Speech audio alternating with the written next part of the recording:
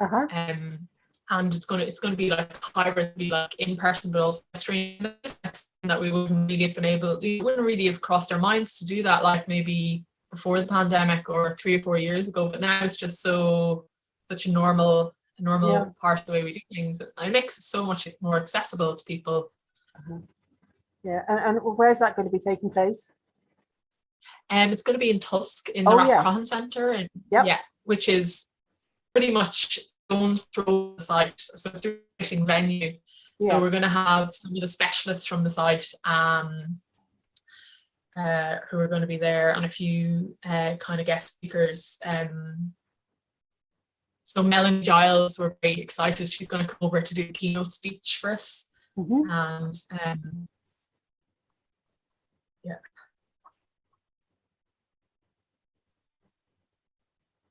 have I lost you there?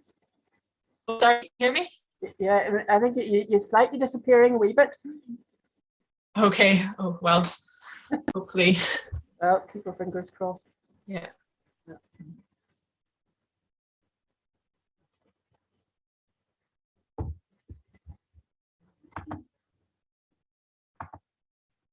See how many people we've got coming in. All right, we've just gone 1/2 past, so just leave a couple of minutes more, I think, just to let a few more people get in, and then we'll start.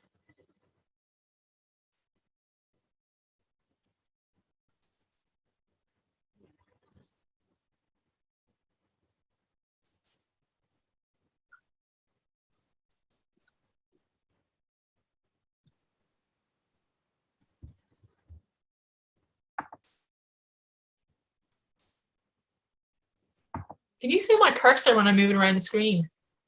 Yes, can do, yes.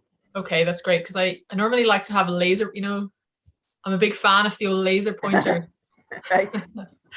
Just for, pointing at things. So I need to point. Yeah, no, I could see that all right. So just a couple of minutes and then we'll start. Yeah, I went to Rena Maguire's talk he had on a few months ago. Really interesting. Yeah. We've got a horse's head from Gortnacrannagh, so I was unsure about. Okay. Normal things that you find, like decapitated horses. Yeah.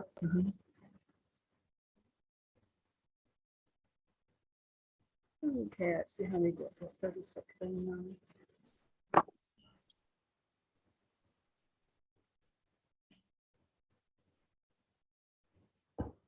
Hi, Eve.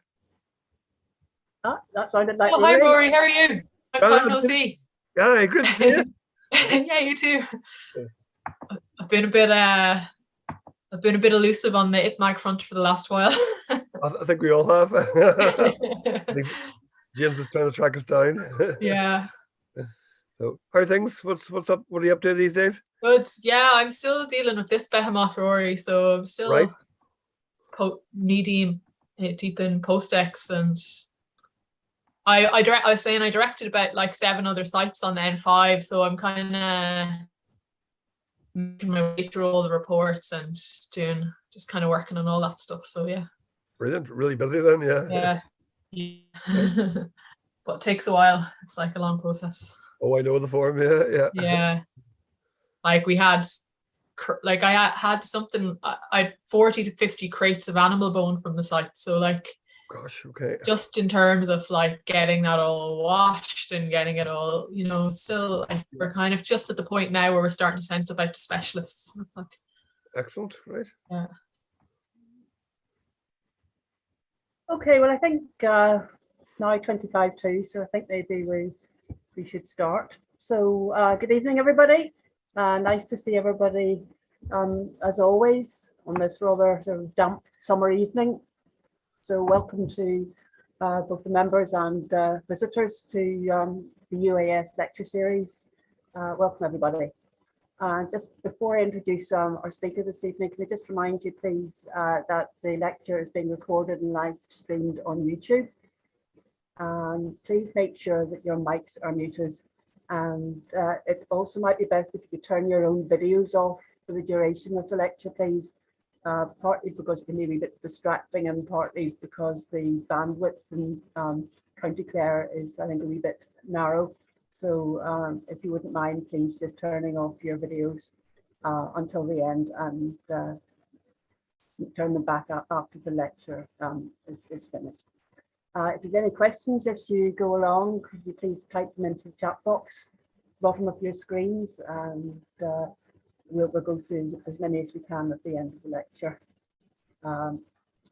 Thanks as usual to Duncan for setting up Zoom for us this evening, and hopefully he'll be able to deal with any technical issues.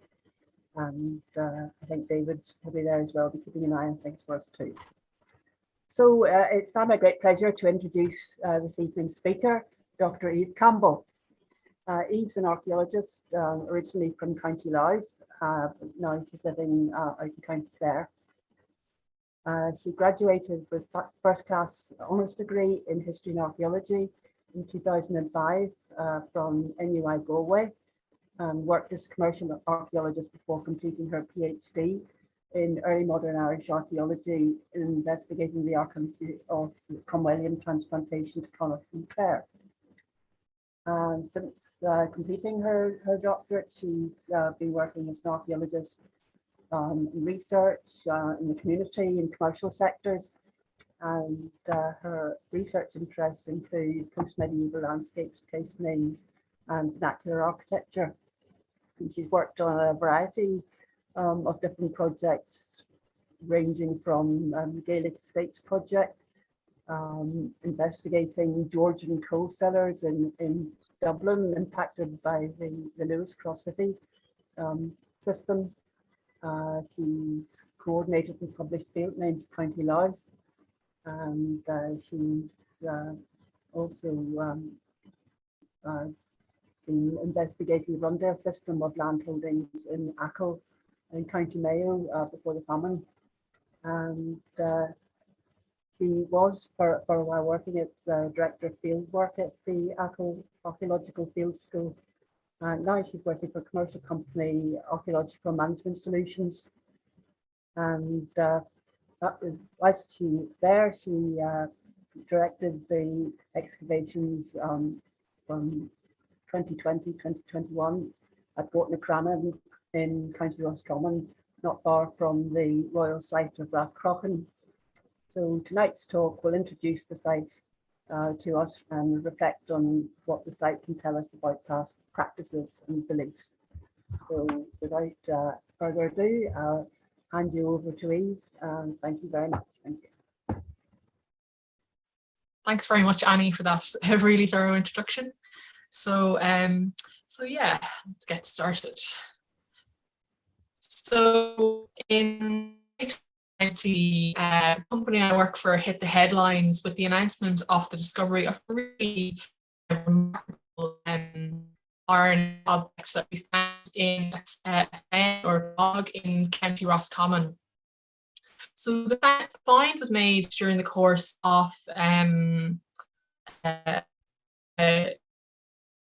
Long Road, County Roscommon, and this is the Ballard Road project. Our company was contracted to do the archaeological work for the road.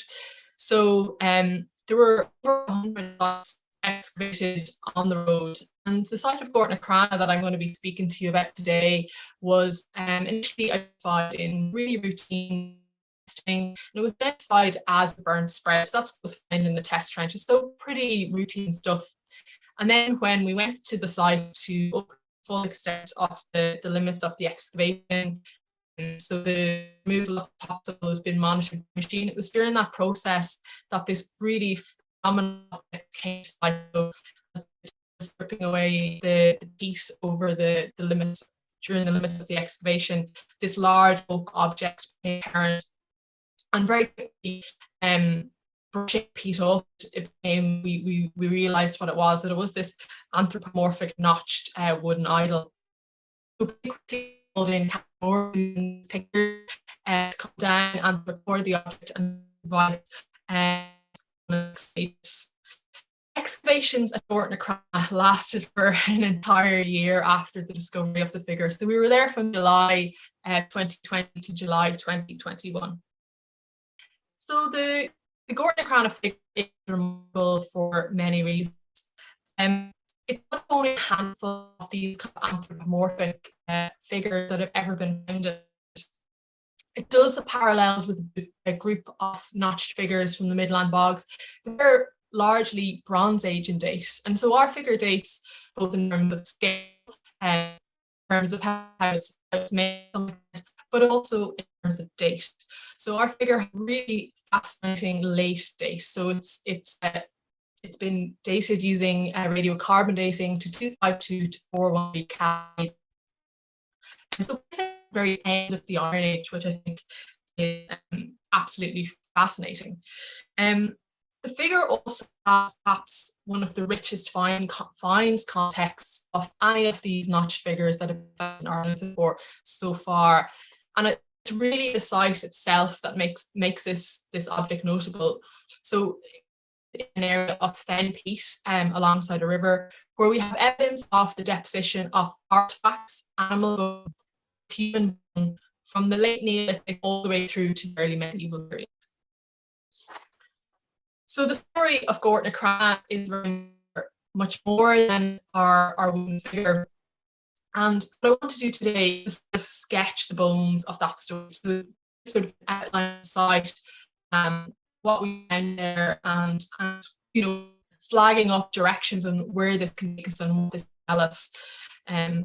Before I start, I have the sort of caveats, of course, that despite, you know, we're outside the year, but aside this is really in terms of the samples and finds and analysis to be done. So we're still really early on in the post-excavation period. So a lot of the post-excavation analysis hasn't been fully complete. So what I'm going to be talking today is by necessity quite, you know, even still, I think we have a really fascinating story here to get into. So to begin, I think we should just locate ourselves. So we're in County Roscommon in the northwest of Ireland.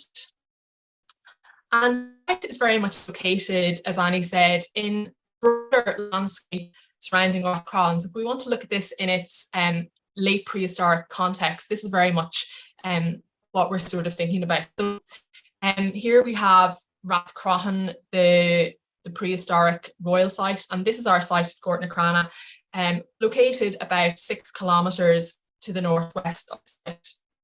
So Rathcroghan is located on this high limestone plain, sort of the mag or the cultivated plain. Off that to the east, we're coming down into a very sort of boggy, drumlin-y kind of landscape that's kind of characterised by a lot of streams and rivers and lakes and fens. And this is the location of Gortnacrannagh.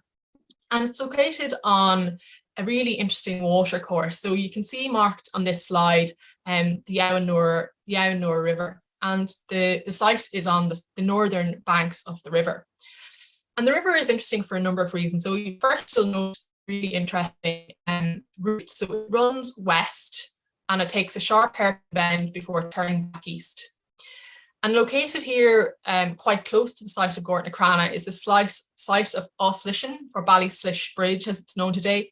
And this is mentioned in the Tónbo Cúilne as one of the boundaries of the territory of Magi, which was associated with Rathcroghan. So I think we can think about Gortnacrannagh as being in kind of the boundary zone of this territory. So it's kind of within a boundary landscape. Just to zoom in a little bit more on the river, I think from looking at the archaeology associated, we can kind of suggest that the river itself is significant or is maybe seen as important in some way. So there's certainly a lot of archaeological associated with it, and there's a number of mounds of unclear but quite potentially prehistoric date dotting the banks of the river. But also when we go to look at the finds from the river, from the top files in the National Museum, really significantly quite a number of human skulls that have been found from the river within the vicinity of Gortnacrannagh. So I think that's something quite significant. So there's a sense that the river, in a broader sense, outside of the site is quite significant. And just to note here as well, you can see the brown here marks areas of fen peat. So this is the kind of landscape we're dealing with, these kind of large corridors of peat flanking these kind of water courses today. So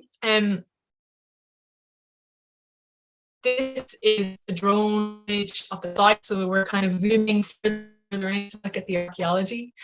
So you can see here, this is the Aunor River itself as it passes the site.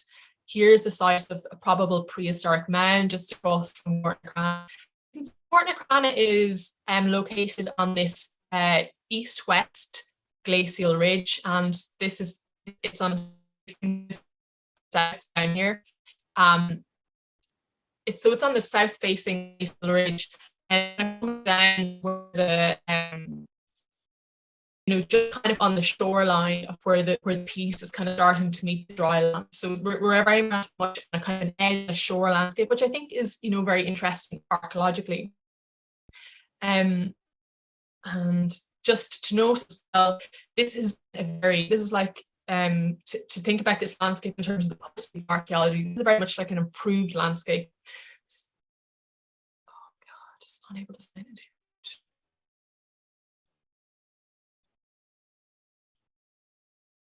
Are we okay?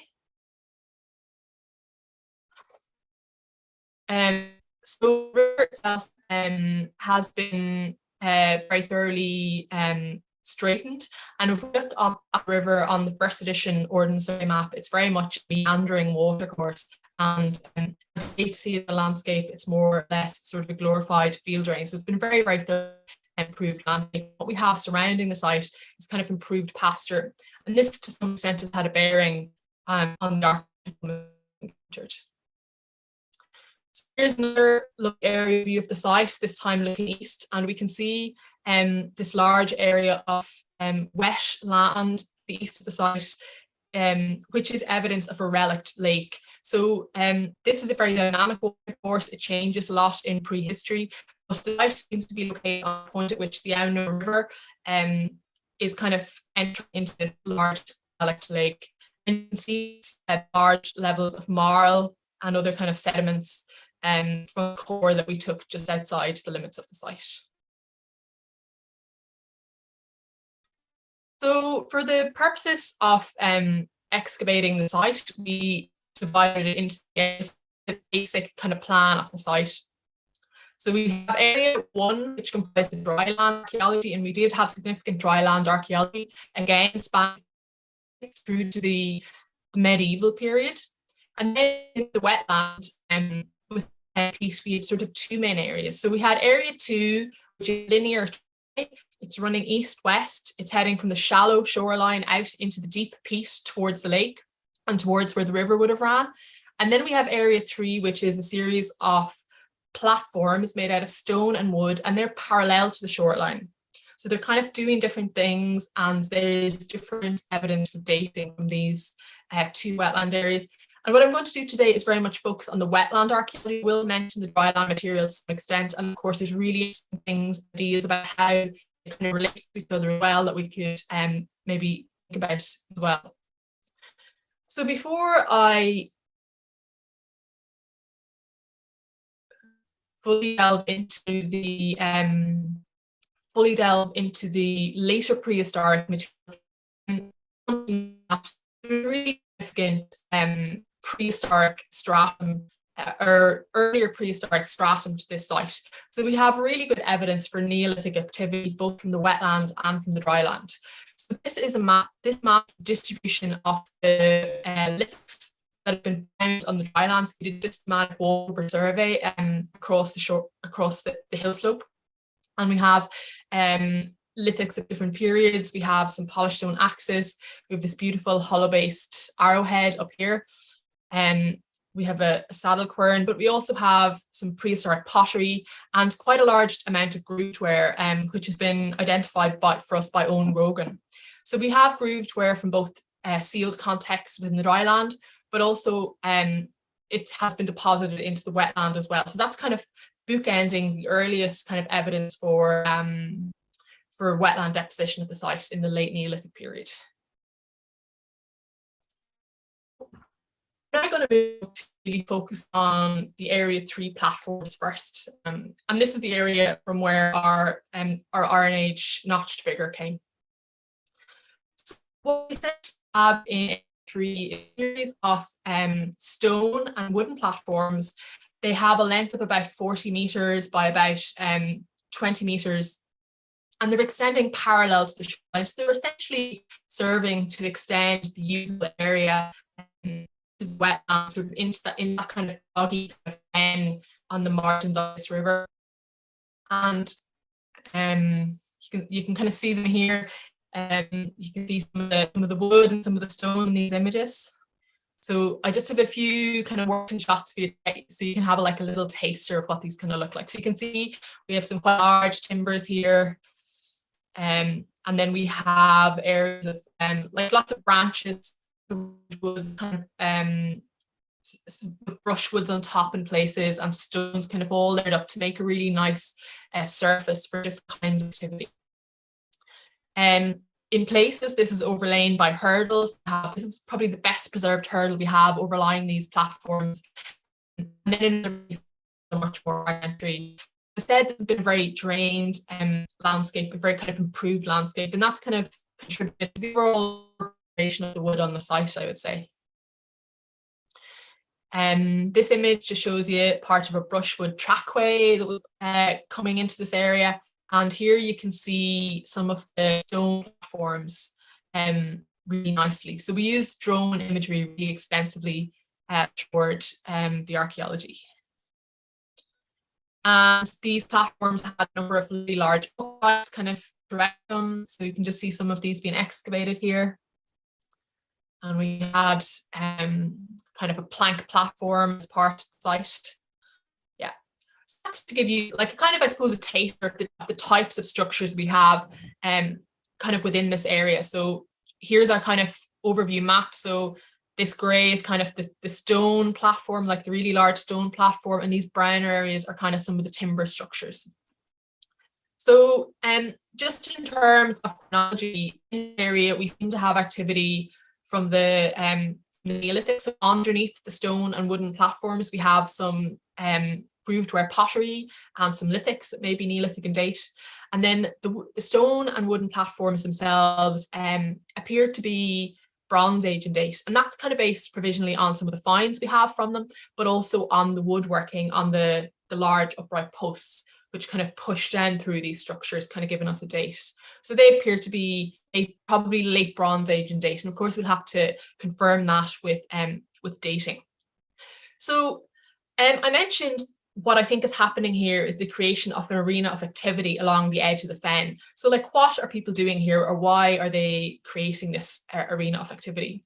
So there's a couple of, one of the ways that we can look into this is by sort of looking at the number of finds and animal bone samples that we retrieved from this area. So this is kind of a provisional map, but on and in all of these structures we found quite like a good number of finds. So we have bone artifacts and metal artifacts, lithics, but also quite a large number of pieces of bone.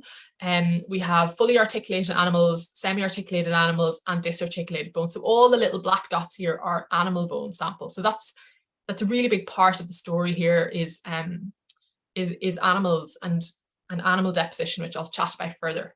So what seems to be happening here is, like, definitely I would think like one of the functions here is this is a place where people are going to deposit objects, animal remains, or that it's an arena for specific kinds of rituals. And I'll chat a little bit more about that in terms of some of the finds that we retrieved here. So that's definitely one of the things I think could be happening here. The quantity of animal bone and some of the artifacts we found as well would lead to suggest that there's possibly butchering of animals happen here, possibly in a ritualized context. So we can think about it in terms of animal sacrifice. And then there's some suggestions that there could be some kind of craft activities, like there maybe could be some kind of skin tanning or activities like that happening. And these are all very provisional suggestions, and definitely they'll have to be tested through the post-ex process, sort of as we go. And of course, to say that there can be different activities happening in different periods, because this is occupied over such a large span of time. So I'm going to talk about some of the finds from this area in a little bit more detail. So so we've only had 2 artifacts radiocarbon dated so far. The first is the notched figure, and the second is this rather remarkable object, which is a fragment of an ard, a plough ard.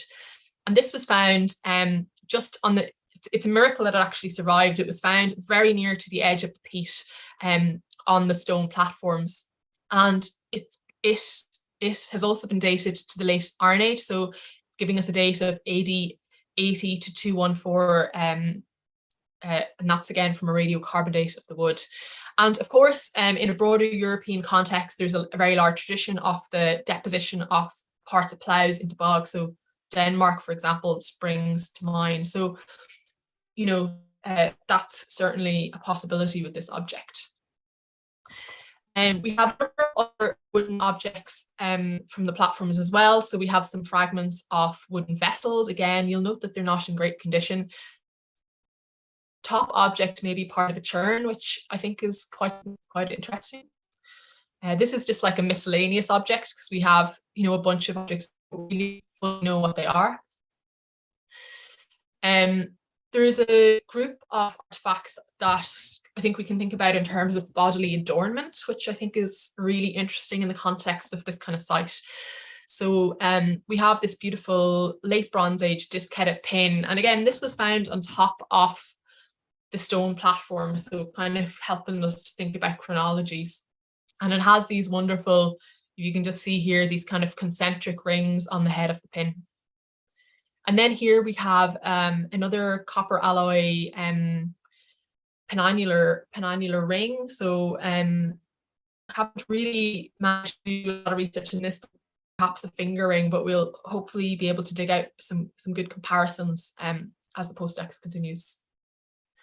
And we also have a number of pendants that are quite interesting. So we have these 2 beautiful perforated boar tusk pendants, and then this pendant here, again perforated, which seems to be made out of bone.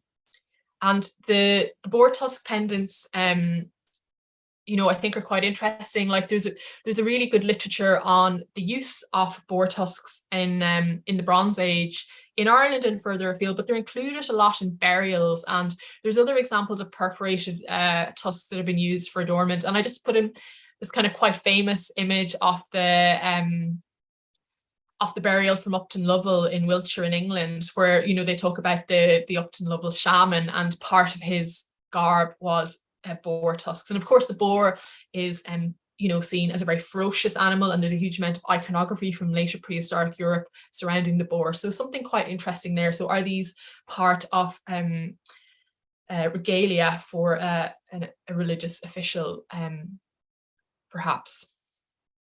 So we have, in addition to these kind of objects, quite a number of other bone objects from this area. So in the form of, we have some nice pins, possible kind of awl, perhaps, different kinds of objects. This object here seems to be a bone scraper, and it's been suggested just from conversations I've had with people that it's the kind of thing that may have been used for cleaning hides. So that's kind of part of why are some of these, is there kind of hide working happening here at some point in the life of the site. Here's another bone object of unclear function. It's beautiful, really beautifully shot by John Channing, my colleague. So hopefully we'll get some comparisons during the post-ex. Another bone object, this really interesting perforated bone disc, and Katharina Becker has suggested to me comparisons with some of the human cranial discs from northern Bavaria. But again, let's see what full analysis of the object yields. It's certainly fascinating and pretty unique from what I can see in an Irish context. And this is perhaps my favorite artifact from the Area 3 platforms. And again, indicating that we have use from the, like a lot of the platforms seem to be built in the Bronze Age, but this is bringing us again along with the ard and with the idol, it's bringing us into the Iron Age. So this is an iron dagger with a bone handle, and they were found quite close to each other, and there was whetstone found similarly close. So quite a remarkable find, I think. And just kind of based on the morphology of the object, I wonder if it doesn't represent a sticking knife. It's very similar in form and scale to the kind of knives that are used to slaughter animals. I think given the very large amount of animal bone from the site, this could well have been what this knife was used for. So tentatively, I'm thinking along the lines of that we're having animals slaughtered, and some of them are being placed perhaps into some of the wooden platforms, which could have, of course, some of the wooden platforms might be Iron Age because they're on top of the Bronze Age layers. So that's certainly a suggestion. So the animal bone is one of the really big stories of Gortnacrannagh, and fully untangling what's happening with it and how that's changing through time is going to be really fascinating. So this is again our map of the site, and the black dots represent the animal bone samples, and you can just see the density in this kind of area 3 area. So as I mentioned before, with the animal bone we have articulated, fully articulated, semi-articulated, and disarticulated. So this photograph here shows a fully articulated male deer, which was, or it's a deer burial essentially, and that was found quite close to where the idol was retrieved, just from down here. We also have cattle heads, so it's like an articulated head with the mandible and so forth. We have other kind of fragmentary heads. We have like quite a number of dogs from the site as well. So like really interesting patterns in terms of the fauna remains. And I think, like, again, I'm wondering if we're having butchering of animals, that the animals are perhaps been butchered and then like part of them is going into the water as an offering or a sacrifice, if you will, and then the rest of them could be being butchered and distributed, or there could be feasting or different kinds of activities happening there. So this is just, I mentioned the dogs, so we have a number of dogs, and again, these are represented by we have a number of fully articulated skeletons, a little bit kind of messed around by the water because we have, it's a dynamic kind of wetland environment, but we also have just kind of dog skulls as well. So there's interesting patterns in terms of how people are using the bodies and the different body parts in the period. And, I think there's been a lot of really interesting work on the significance of the dog in particularly the later prehistoric period in Ireland. There's some really good parallel, like a wetland site called Ballynaklack in County Galway, where there was a dog skeleton found buried within one of the platforms. It was undated, probably possibly Bronze Age, and then there was an Iron Age dog skull that was staked into the bog, the wooden stake, and that was suggested to be dog sacrifice from that site. And of course we can think about the medieval literature, so Cuchulainn, whose like identity is very wrapped up with the dog, and I was thinking as well about some of the wonderful Armagh statues, where we have the dogs are very represented in that corpus of material. And this little fella here is interesting because there's a dog skull underneath his paws. So I was thinking about that in terms of some of our decapitated dogs from the site, and just this kind of sense of the human and the beast and the porous nature between the two. And so, I think there's a lot to kind of untangle with regards to human-animal relationships at this site and how people are thinking about animals. So as well as animal remains, then we also have human remains from the site, and this is largely in the form of skulls. Now, as I mentioned previously, there have been a number of skulls found from the Aunor River, but we also have a number of skulls from the site, and these are kind of these include full crania, but also skull fragments. So we have, from the area 3, we have like 2 pieces of human skull. We have this pretty much full cranium, but it's missing the mandible, and it's kind of found pretty isolated, but like lying on the base of the gravel and the stone underneath the peat. And then we also had another piece of cranium that was buried into one of the stone platforms, so like almost like a foundation deposit, and people are doing all kinds of things with the human body and burying them into dwellings and all kinds of things in the Bronze Age. So you know, there's interesting to bring it into dialogue with that kind of material. And just to kind of round out looking at this area, of course have to talk about our wooden figure. So if we can think about this is the focus of our Bronze Age and Bronze Age structures, and maybe some Iron Age structures too. Our figure is found just like a little bit to the side. So the archaeological complex, it's kind of found face down in really well-wide, aka well-drained, it's just a couple of meters over to the west of the main area of it. And here we have drawings of it in a 3D model, and a model of the replica. We made a replica of it down in Cragganown last summer, it's since been put up in Tusk in the Rathcroghan Centre. So the figure is about 3 meters tall, and it has 9 notches carved along the body. It's in pretty bad condition, and some of the features that we see on it today, like this little small head, is probably more to do with the fact that the rest of the head has kind of fallen off rather than it had a tiny little head like that. So it's in really bad condition, which is, I think, partly to do with the nature of the piece, the kind of very drained nature of the piece that it's lying in. But it does seem to have been deliberately kind of decommissioned, if you will, sort of placed face down into this kind of area a little bit away from all the other activity that's been happening. And that's a theme that comes up with some of these other similar figures in a broader context. So just to kind of give a little bit of context to these kind of figures. So there's been so there's over a dozen of these kind of figures that have been found in Ireland. About like between, I think the figure's like around 20.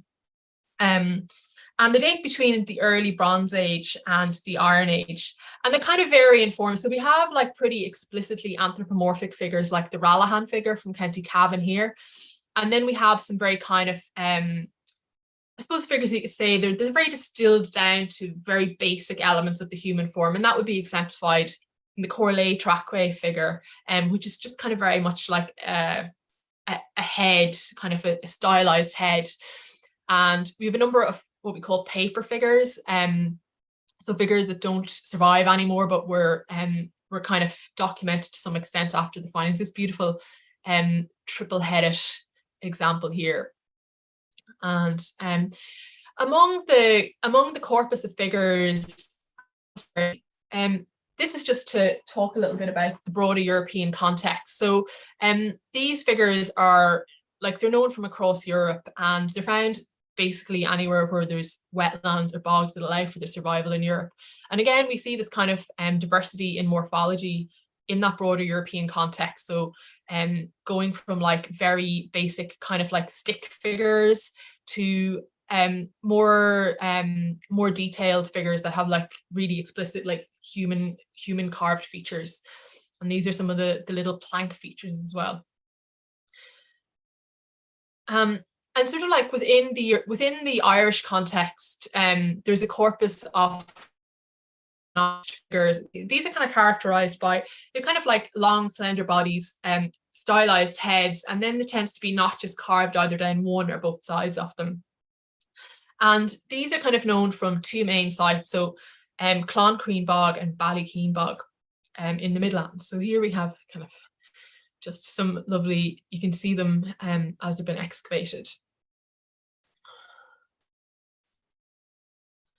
And these notched figures also occur in a European context, and perhaps the best known example is this what was called when it was found was the Freya of Rebuild. So there's a tendency within some of the older literature in Europe to directly connect these figures with Norse deities.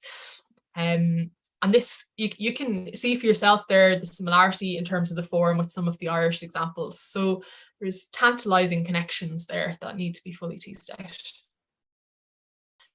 these kind of figures tend to come from like a group of, I suppose, small number of different kinds of contexts. So they're either typically associated with trackways. So they're either in or under the trackways. And in those contexts, they're often seen as kind of maybe guardians of the trackway, maybe in some sense. So we can see this is an in situ image of the Corlay figure. So that's the head, and it's like this really long ash pole forming part of the substructure of the trackway. And they're also found in what's kind of called open air cult sites. And these are, I'm thinking of particularly places like Germany and Denmark, where I've been kind of, you know, looking at that kind of literature. And essentially kind of wetland sites where you have extended practices of wetland deposition, human bones, artifacts, animal bones, and often there'll be some kind of different structures there, for example, small kind of piles or cairns or timber structures associated with that. And I think, you know, our figure from Gortnacrannagh possibly fits more in with the latter kind of category, although, and we do have a trackway on the site as well, as we'll talk about a little bit down the road. So just to kind of think about those kind of broader contexts. And we also, of course, have antiquarian finds or isolated finds where we don't really know so much about the context. So just to add those in. I'm probably not going to talk a huge amount about the interpretations today, but I'll just give a few basic pointers. So like the broad interpretations of these objects in the literature would be that they're images of, or more likely embodiments of sort of deities, spirits or ancestors. So they're, you know, drawing on the anthropological literature, a lot of scholars would kind of argue that they're not sort of seen as like statues or images of, as we would in maybe contemporary culture, but they're probably seen as sacred objects that are inhabited by the deity or the spirit or the ancestor, because it's hard for us to know what the metaphysical frameworks people had in the Iron Age. And I've been drawing on kind of some of my reading on the work of the anthropologist Alfred Gell, but also Philip Kiernan, who's done some really interesting work on Roman cult images, but also looking at earlier prehistoric cult images as well. And they both would argue that the term idol can sometimes seem a little bit risque or something when we use it, and I think that's largely because of kind of the colonial context, where it's often seen as this really derogatory term for, in kind of really racist discourses against beliefs of the other who's encountered through empire. But also we can think about the biblical connotations of pagans who are being civilized by the Christians. But if we think, but Kiernan, for example, would he's kind of like, he's arguing that's a really useful term, and that he's kind of using it to describe objects, iconic or aniconic. So it could include like a natural feature, for example, that are perceived as divine and are the direct recipients of worship by communities. And Gell has written really interestingly about the different strategies that people use for making an idol. And I think we can definitely think about this when we think about these kind of woodland figures. So for example, it could include specific rituals for selecting the right tree to make the object, or in some cases you'll have like eye-opening ceremonies. And I thought a lot about the Balacullish figure in this regard. And when we were making our replica of Gortnacrannagh, we were really lucky to have the historic woodcarver Mark Griffiths with us. And he made this beautiful replica of the Balacullish figure, and Ben Geary was involved in that. And they both talked about how when the quartz eyes went into the figure, there was suddenly this feeling that it came to life in this really visceral way. And I think with the Gortnacrannagh figure, when we pulled it to stand upright, it suddenly took on this sense of presence, this sense of being a thing unto itself. So just thinking about the different ways these objects might have been brought to life in these contexts. So just like some of the interpretations that have kind of been used for them, just to kind of give an overview. So they're talked about in terms of figures of protection, literal and otherwise. So the bog, of course, is very much thought of in terms of like as a boundary landscape, and they're often on political boundaries, they're on land use boundaries, and they could be, you know, the literature around the bog as a place, you know, to encounter the other world. So as a liminal space between kind of different cosmological zones. Of course, bogs are quite literally dangerous, and trackways are kind of very literally dangerous. So that some of the figures encountered alongside trackways are thought of perhaps to be protective figures, stopping you from drowning, but maybe protecting you from the different kinds of forces or spirits that may reside in those kind of liminal places. There's been a suggestion some of the figures, for example, have been found pinned down under trackways, pinned down in the bog. So perhaps they're surrogate bog bodies or sacrifices. Like maybe these, if they're seen as living beings or living entities, well then why can't they be sacrificed? And we have some evidence of that from Gortnacrannagh too, which I'll chat about in a while. In terms of the notched figures, there's a suggestion that the notch, like what do the notches represent? So there's a suggestion that they may represent ribs, for example. And this could be evocative of lean times, of starvation, tying into ideas of like cycles of, you know, fertility and abundance versus hard times and starvation. And connecting into the theme of fertility, Kate Leonard, who did a really interesting PhD on ritual in late Bronze Age Ireland, talks about them as they're obviously kind of quite phallic in shape. So are these kind of phallic symbols? And she suggested that the notches really interestingly could be connected to the duration of gestation. So they could be kind of talking about like gestational periods for different kind of animals, like maybe cattle or horses or so forth. There's different numbers of notches and different figures, so I don't know how the maths works out on that, but it's a really interesting idea, I think. There's been several scholars, particularly Miranda Althouse Green and Bryony Coles, have really flagged up that in terms of the representation of these figures, many of them are really ambiguous sexually. And so they're either, it's not clear what like sex or gender they are, or they seem to be deliberately ambiguous, or they seem to have different kinds of secondary sexual characteristics. And they've talked about this as being quite deliberate, and they tie it back into this kind of idea of liminality. So these are liminal in terms of gender, and there's a lot of anthropological work in terms of people who are outside of the gender binary often are seen as being powerful and really being able to connect to different kinds of power. So there's kind of that really interesting theme, which I think has been, which has kind of been flagged up. So thinking about liminal deities in liminal places. So you know, certainly kind of interesting. And then there's been work done on the materiality of the wood, so the symbolism of wood. And Michael Stanley's talked a little bit about how the alder, which is the material used to make a lot of the ones from the Midland, you know, when you cut it, it's like red like blood. So kind of, so there's there's really interesting kind of places to go with this, and to think about these kind of figures. We've used to try and think through art is experimental archaeology, and we were lucky enough to assemble a really great team of people from the Palace Boy Project, from UCD, from from Digital Heritage Age, to come together and to make a replica of our figure. And it's just kind of really useful in terms of trying to think through the full life cycle of the object. So from selecting the tree to carving it, to putting it upright, which was really quite a job, let me tell you, and then to its use and its final deposition. And the rep is up in the centre in Rathcroghan in Tulsk at the Rathcroghan Centre, and we're going to be monitoring Daniel Curley, who runs the centre. He's going to be monitoring its aging through time to help us think more about that. So there's a few images from the day, so you can see from the oak log through to the final figure. There we go. Yeah, okay, so I'm just going to move on now to in the last part of the talk, just to talk a little bit about the Area 2 Trackway.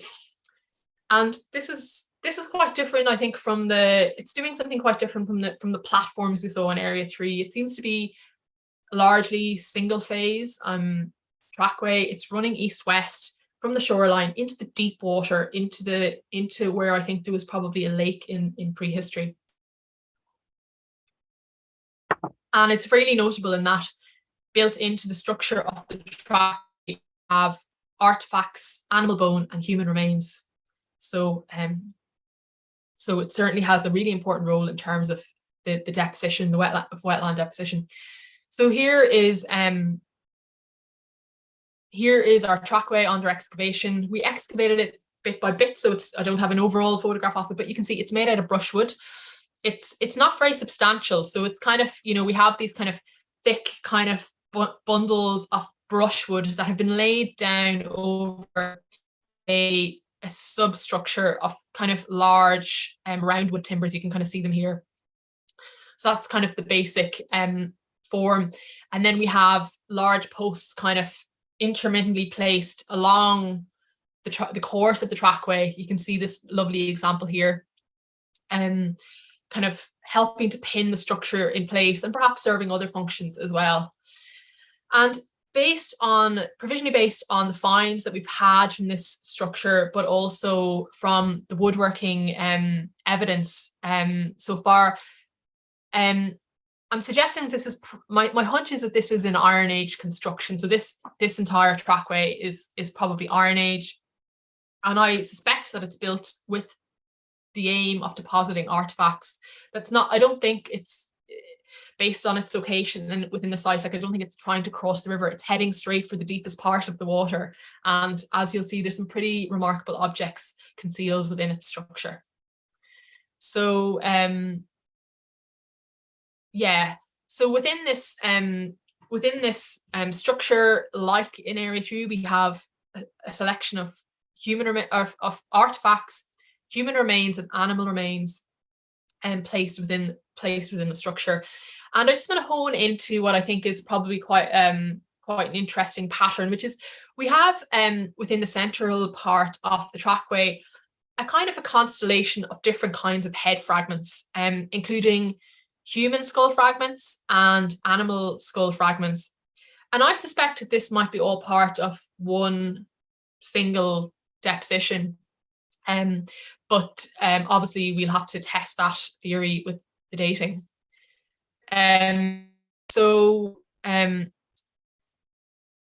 We have a number of cattle skull fragments from this area.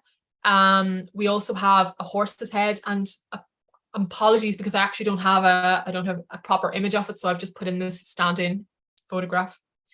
And then we also have this really interesting object which Cathy Moore has identified as a second idol. So we actually have two anthropomorphic figures from the site. And this example, she argues, was decapitated. So this is in antiquity. So this, she's argued, would have been part of it, a longer figure, and it's had its head chopped off, and the head has been placed into this trackway along with these other types of skulls. And then, like, most impressively, we have the skull of a large stag in concentration of skulls. So this stag skull was fully articulated, so the antlers are attached onto the cranium, and this would be a monarch, a monarch of the glen. It has 16 tines on its antlers. So this is kind of interesting in terms of, it gives us a little bit of, we can start to bring us into a little bit of seasonality, because and red deer reach their pinnacle in the rutting season in September, October, and so it's quite likely that this stag is kind of being killed and deposited in October ? And that kind of starts to lead you down all kinds of paths in terms of seasonality and sacrifices. And Samhain would be something that's kind of come into my mind, but obviously I have to fully tease that out and make sure it's more than just a kind of an interesting guess. Again, just to say that we do have really good evidence for the significance of deer in the Iron Age. We of course have the wonderful image in the Gundlestock cauldron. And again, I just think here, thinking about human-animal relationships and the permeability of that, I think it's really shown up by this image. We have this lovely Iron Age bone slip from Loch Crew, from the passage tomb in Loch Crew, where we have this later Iron Age deposition. And then again, I'm fascinated by the Armagh figures, and the two little nubs on the head have been interpreted as red deer pedicles. So when the stag loses its antlers, it's left with this little kind of nub. So like, obviously there's huge symbolism in the stag in this period. There was a number of artifacts found in this kind of constellation of artifact, or this kind of this large deposit within this trackway as well.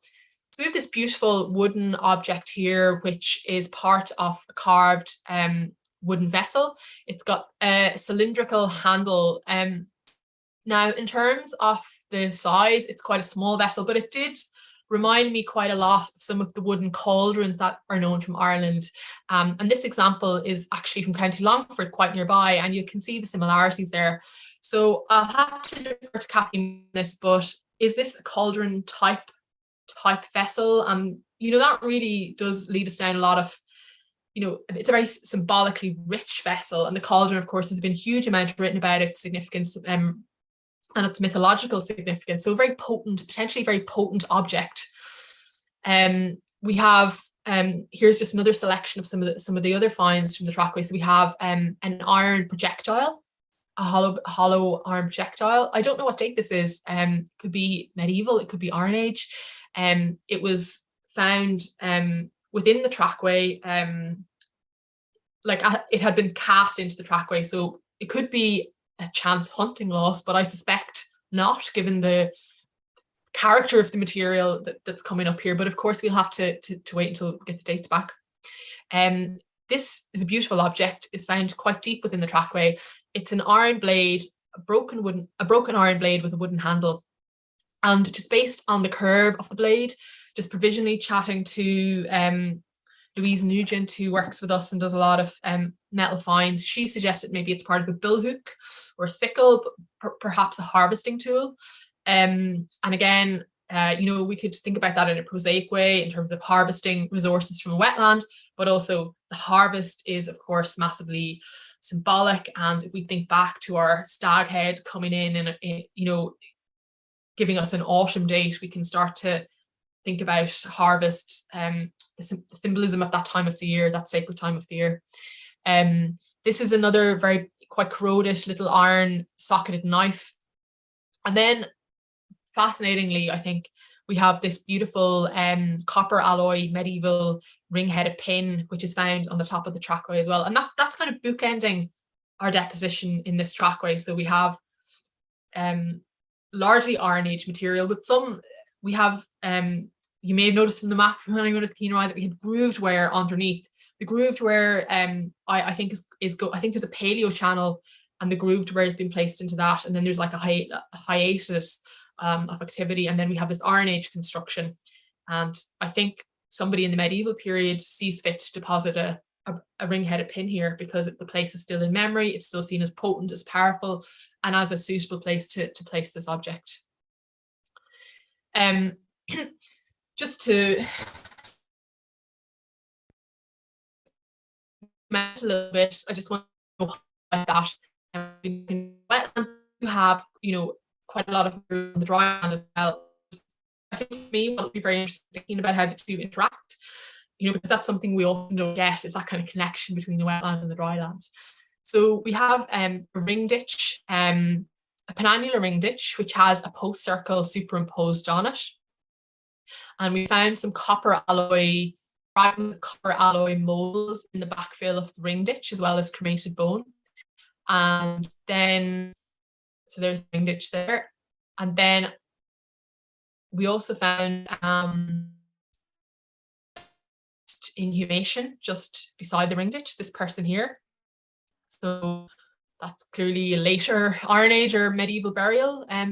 Really interestingly, we have evidence for iron working as well. So this is a hearth smithing cake, which was found in this kind of linear feature here.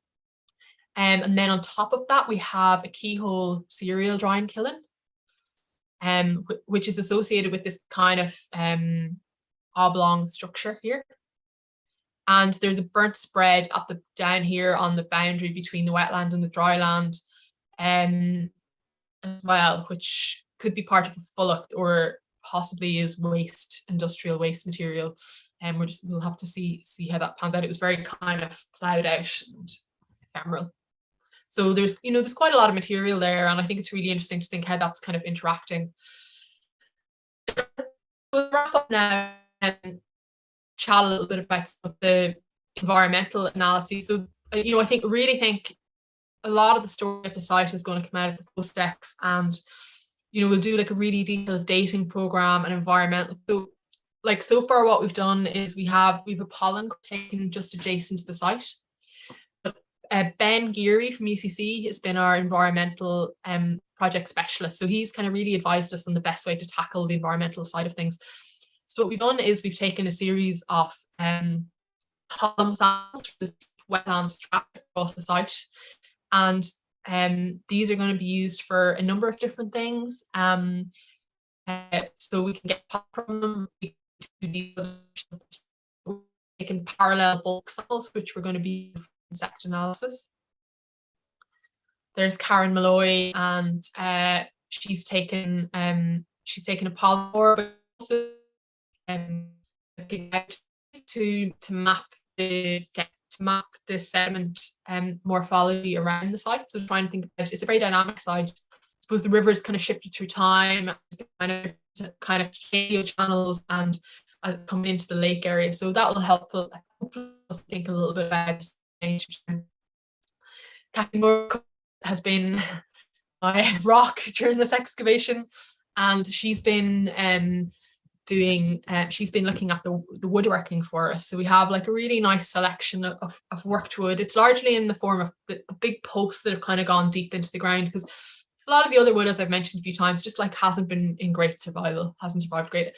And she's also looking at the wooden artifacts for us. We have a really nice corpus of wooden artifacts. I've showed you some of them today. And then Steve Davis is looking at the beetles for us. So Steve got back to me with extremely excited when he did one of the richest assemblages he's ever seen. So we have from this kind of site. So we have a really rich beetle assemblage, and we're really excited to use that to kind of tie in like what's happening on the site, what kind of activities. So for example, with some of the animal remains, we're looking at samples under those to see if they're kind of going in fully fleshed, or if or not. We've already had some tentative really interesting results. So for example, there's been beetles associated with cow dung found on some of the stone surfaces. So we can think about the live animals being brought down and slaughtered there, for example. But more to come on that end of the story. And I always like to round out talking about Gortnacrannagh with just a little hat tip to the really great crew who dug the site with me for a year. It was a really challenging excavation for a lot of different reasons, not least, like all great wetland sites, it had absolutely chronic flooding issues, and I would come into site and the whole place would be underwater, and we had to get pumps and more pumps and industrial pumps, and we were coming in at 7 every morning to get the site pumped before everyone would come in. And then of course it froze and the ice everywhere. Then it was a pandemic, so it was really quite a challenging excavation for everybody, for some of those less glamorous reasons that we don't always talk about in these kind of presentations. So there's just a few lovely images of the conditions we were contending with during the dig. Please wear masks on site.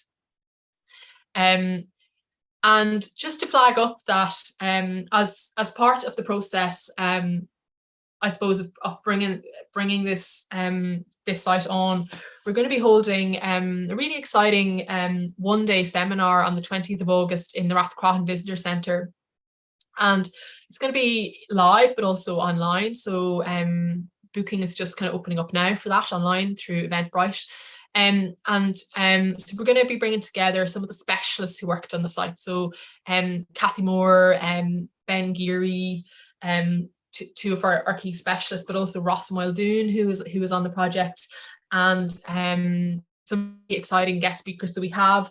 Melanie Giles, who's coming over, and she's a phenomenal archaeologist who's done some really fascinating on wetland deposition and bog bodies, and then Katharina Becker, who's one of foremost experts in Iron Age Ireland.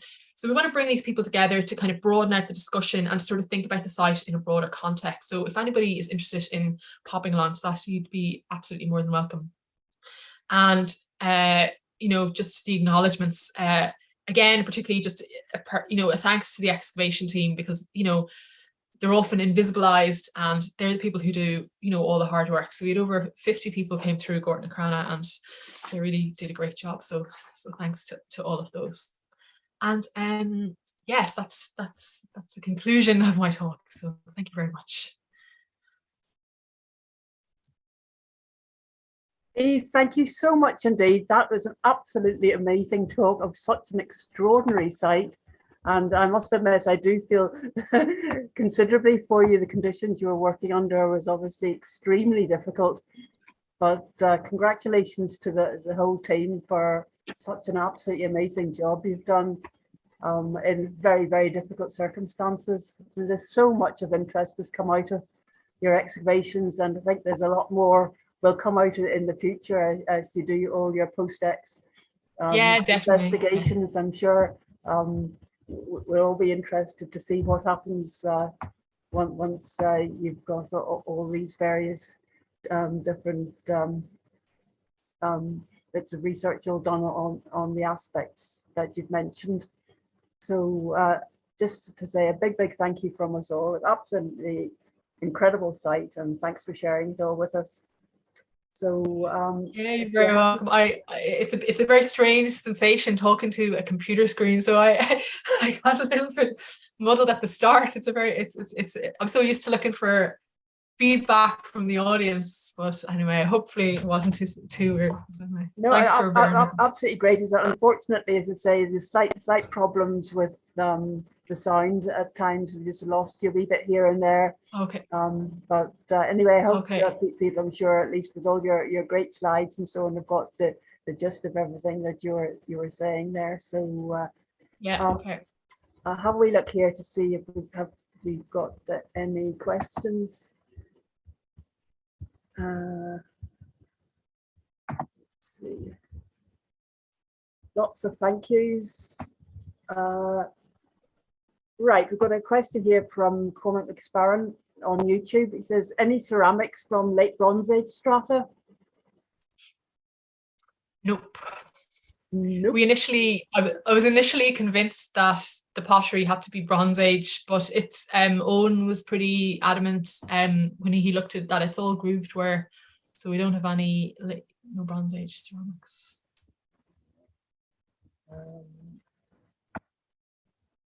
You have some weapons, iron weapons and blades and things.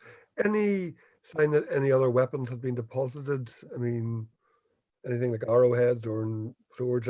Any suggestion that, or any particular reason why there is an absence of kind of metal weapons being deposited? Like juicy lateen metalwork. or even unjuicy, or do you know what I mean? We have some spears and things, but is it just pure chance? Do you think that? Yeah, it's interesting because it's not like, I suppose when you look at a lot of the literature on wetland deposition, it's very much focused on hoards. And like what we have here is like definitely wetland deposition, but it's really different. It is interesting that we don't have that stuff. Like maybe there was that stuff, but it's outside the limit of excavation, or it's like the other side of the lake or something like that. Like, of course, like I think one thing that I think is really useful and interesting about the site is it's almost like filling in pieces of the jigsaw. So like if you read some of the older accounts of like hoards have been found, like so the Lochnash trumpets, for example, they say, oh, we found the trumpets and there was a few other bones and a few bits of human skulls, so I think a lot of these other hoards or like wetland, like quite a few of them probably did have large components of other kinds of organic material or bone or animal bones or other kinds of artifacts that we're not recorded or that we don't know about, because so much of the prehistoric metalwork is found in antiquarian contexts and it's not scientific, it's not properly excavated. So maybe this is broadening in some cases, like broadening the potentials for how we can think about that material, perhaps. Don't know if that answers the question, but has anybody else got a question you'd like to ask? Well, there's something actually occurred to me. I mean, the idol, as you say, is very late for this type. I think the sort of fairly similar type of one that you showed us from Denmark was, several hundred years older. Yeah. Do you think it's that the Gortnacrannagh one is sort of a sort of continuity of sort of that particular, what some form of ritual or belief, and it being very, very late. I mean, you're almost getting into the advent of Christianity here. Yeah, definitely. I think that's like one of the really interesting questions. Is there a thread of continuity here? And I think the answer to that is like, yeah, potentially there is, you know. The morphology is so similar to those Bronze Age examples that it would be very strange for it to be this, you know, something completely different. But I mean, I think we can think about, you know, threads of continuity, and obviously it's you know, it's quite a different context, the late Iron Age to the Middle Bronze Age, for example. But like the thing that I find really interesting, and it's something that you come across in the more broadly in the European literature, is that in a broader European context with these kind of sites, you often have quite deep, there's a lot of time depth. So it's not unusual that you're having Neolithic material and then Bronze Age material and then Iron Age material. And there can often be like quite large lacunas between the deposition. So it's hard to know, is there a continuity of memory about this place? Is this just the right kind of place to deposit objects? So I'd be really interested to see how the dating comes out, and what kind of,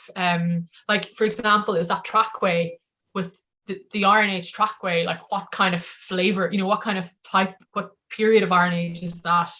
Is that late as well? Is that like contemporary with the big idol, or is it like earlier, or how can we think about what's happening? But yeah, the more you're dead right, the morphology of the notched figure in terms of the comparisons to the Middle Bronze Age stuff is like mind-blowing in a way. And it definitely, I think it, you know, really does suggest some kind of continuity of belief in some form.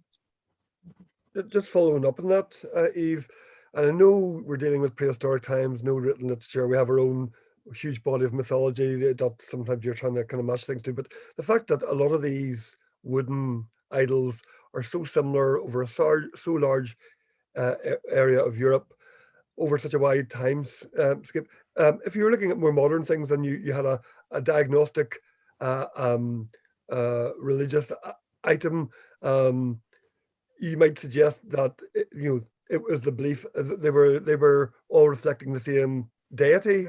Is there any suggestion that perhaps, you know, the fact that they all look so similar, do they all reflect, do they all represent a certain deity or a pan-European deity? The fact that, you know, why I just find it really interesting that so many of them are so similar.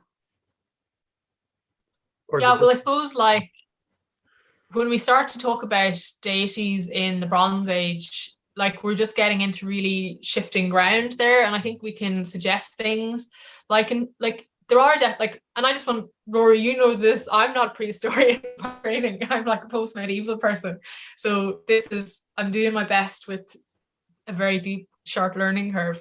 But you know, certainly there are connections with places like Denmark and Ireland in prehistory, and the disc-headed late Bronze Age pin, like that's a type that's known from, you know, Denmark as well. So, and there's of course all the Baltic amber and all that kind of stuff. So there, you know, there's connections in later prehistory. But I think it's like, you know, quite conceivable that, you know, there's been work done, for example, on Bronze Age cosmologies, you know, and the idea of the kind of like the tripartite Bronze Age cosmology is something that's been noted, you know, of course, most well documented in Scandinavia, but like scholars have talked about that in an Irish context as well. So quite possibly we do have these beliefs stretching over this period. But like, I don't think we can really, like, I think it's really tempting to kind of want to say, oh, this is all this one God, but I just like, I don't know that we can really do that, because it's really we're getting into dodgy territory. Like certainly like a lot of the older Scandinavian literature, they're like quite unabashed at saying this is a figure of Nerthus, this is the figure of Freya, you know. But like I think now there'd be like a bit more nuance to that, and say like, oh well, even like in a Scandinavian context, can we really talk about these historical documented deities into this earlier period, like, because they're malleable and they change and their personalities change, so you know, they're not, anyway. And what's the fair enough answer? I mean, we are, as you say, it is a very difficult period to discuss. It's just the similarity between so many of them.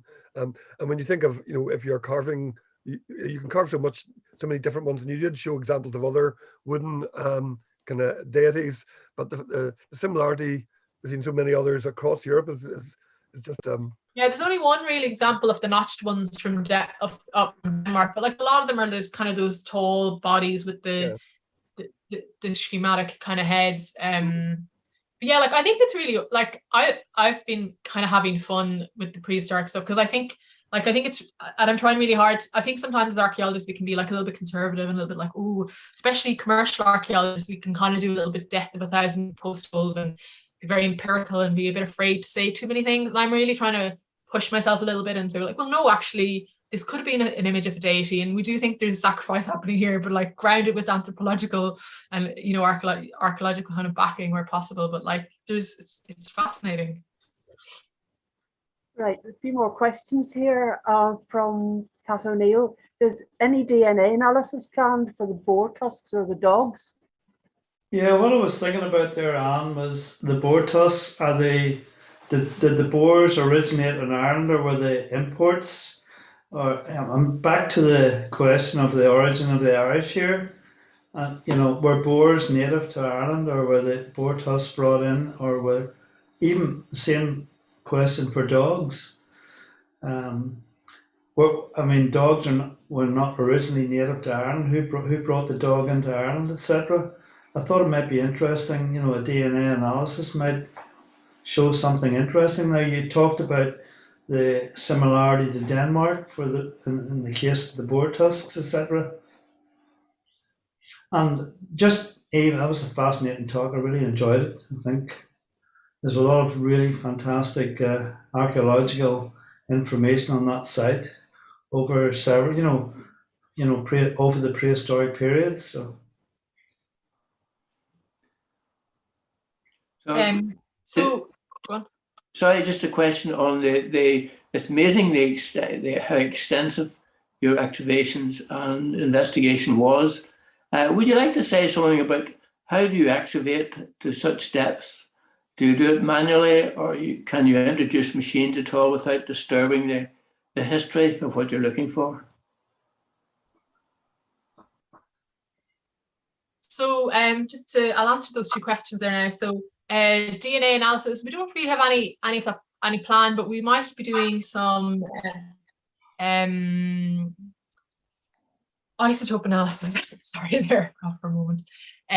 Just in terms of thinking about like where particularly, we have glamorous things like dogs and deer and boar, but like also with cattle, in terms of things like where are they coming from, etc. The dogs are certainly interesting, and the boar, are in Ireland quite early on. If I think they're from the Mesolithic period, but they're certainly like well nativized by the Bronze Age. And we do probably have other pig fragments from the site as well. It'll come out with the full osteology. I would assume, perhaps wrongly, but that they're just reasonably locally hunted animals, or I wouldn't have thought they were imported, but maybe I'm wrong. And again with the dogs, it'd be really interesting to like look at the morphology of the dogs. What size are they? How big are they? And what kind of different dates they are. The treatment of them is fascinating, and I think there's a really interesting story there. And I think particularly looking at the parallels in places like Ballyclough, there's some kind of dog cult in Iron Age Ireland. Like I don't know if anybody's written about that, but like I'm pretty sure there's dog sacrifice happening at Gortnacrannagh. And when you do infantilizing Rory, as you mentioned, with mythology, it's like trying to find a way to kind of tie that all up that's methodologically robust is tricky, isn't it? Like, but there's been really interesting stuff written about Tara. Del Brathnach's written an article about that on the dog bones from Ronarie and Tara. But yeah, there's a pattern there for sure. And thank you for the question on the methodology, because people don't often ask those kind of things. So it's really tricky digging wetland, as the field archaeologist here will say. So when you're digging like a dry land site, what you normally do is you come in with a machine and you strip off the topsoil, and you can see all the archaeological features, and it's really easy to quantify. You say, oh, I've got 10 pits and a Neolithic house and a Fulloch Fia there. Whereas like with wetland, it's like deep. So like we had over 2 meters of peat at the deepest end of the site. And there's all kinds of health and safety constraints, of course, with excavating that, because you don't want the trenches to fall in on you. But what we did was we used a machine to take off the topsoil, which would be the more like, which had a lot of clay content. It's kind of all improved kind of pasture. And then once we kind of started to see archaeological wood, then we stopped and we hand dug it, and we just kind of trenched it down into the peat. And we kind of just worked around the archaeological, you know, you're kind of following the archaeological wood until it stops. And then you're kind of test pitting other areas to make sure that you haven't missed anything. We also did dig a big drainage, a big linear kind of drain to allow us to pump out the water, which did in the end truncate some of the archaeological features. But unless, you know, it's very difficult to avoid a little bit of damage. But yeah. Fascinating talk, I must say. I really enjoyed it. Thank you very much. Right, we've got a question from Barry saying, was the idol deliberately cast down or did it fall down? Is it possible to tell? Well, the bottom of it, like it was, as I said, it was in pretty bad nick and it was broken into 2 parts, and it was found kind of face down in the fen piece, a little bit away from the main archaeological complex, and the bottom of it was really rotten, which might be from, if you can imagine, like throwing it into a fen, like a soupy fen, and the top of it sticking out and it kind of erodes down. My feeling is my feeling is that it's probably like placed there, like decommissioned. And that's a theme that we get with these kind of artifacts, like, you know, more objects more broadly in the later prehistory, of like objects being decommissioned at the end of their life. We think about their life cycle being placed back into the bog. That's what I think. So it was sacrificed itself. Maybe, like, it's hard to read that because you could think about it, you know, like, I've done a lot of, when we first found this, I was doing like a lot of local radio interviews, like, and somebody was asking me, you know, about St. Patrick, and maybe it was buried because St. Patrick was around and the pagans needed to get rid of it, or, you know, like, was it like, you know, you could read it multiple ways. You could read it as an act of loving reverence. You could read it as an act of needing to dispose of what was a very powerful, potent, dangerous object. You could read it as desecration. So there's multiple readings of that act, I think. Question from Courtney. What was it like for you and the team to uncover the large figure? Well, this is kind of funny, but I was actually on holidays when they found it. So I got a phone call from one of my colleagues. But to be honest, like, the figure was kind of found, don't want to say by accident because it wasn't really by accident, but it was, we initially thought the site was a really small burnt mound because that's what showed up in testing. And then when they went into, like, you know, let's say, oh, we found a burnt spread in that test range, so we're going to open up a 10 by 10 meter box and fully expose it and excavate it. It was during that process of topsoil stripping that they found the figure. So, you know, it wasn't like we said, oh, there's an amazing site at Gortnacrannagh. We were just like, oh yeah, another burnt mound. Okay, that's grand. You go down and strip that and we'll deal with that. It's one of over 100 sites. We're kind of working our way through all these sites. And it was at that point that they found it. And then we were like, oh my God, like, this is definitely something really special. Yeah. And then we started stripping back, and then the ard, you know, turned up shortly after that. And we were just like, okay, this is really amazing. And then we had to kind of, like, it was at the very end of the project, as it always happens. Then we were like, okay, we need to really strategize this. This is going to be a big excavation. We're going to need to, you know, change our tack. But, like, there was just, like, it was really exciting. Like, it was really stressful. Like it's so all encompassing running a site like that, especially during COVID. And I would be, like, wake up at 4 a.m. with the sound of the rain, thinking about, like, oh, well, I'll put those people in area 3, and what will I do if that area is flooded? And, you know, it was really intense. But I feel incredibly privileged to have had the opportunity to do it. Like, I've never directed a wetland site before, mostly do post-medieval stuff. But then suddenly I was running this site with, like, up to 50 people in a big bog with all this stuff in the middle of COVID. But, like, there was a really amazing supportive team. The project manager, Colm Hardy, was just, like, fantastic. All my colleagues were, like, really brilliant. TII and Roscommon County Council. So we had, like, so much support, and it was a real team effort. Like, I'm the person whose face gets on a lot of stuff and I talk a lot of stuff, but, like, I'm, like, one of, like, huge amount of people who are working on that site and managing the site. So, like, just to make a big shout out to everybody else who was involved in it. But yeah. I suppose, I mean, you were constrained by just the alignment of the road. Have you any plans to go to go back beyond that to see if Like, there's if somebody wants to give me £1 million. No, I don't think so. Like, no, it was very much a rescue work. It was a rescue excavation that took part, that happened as part of routine works on road. So it was like, it was part of a whole big massive project. We were there for 2 years on the road excavating like a lot of different sites.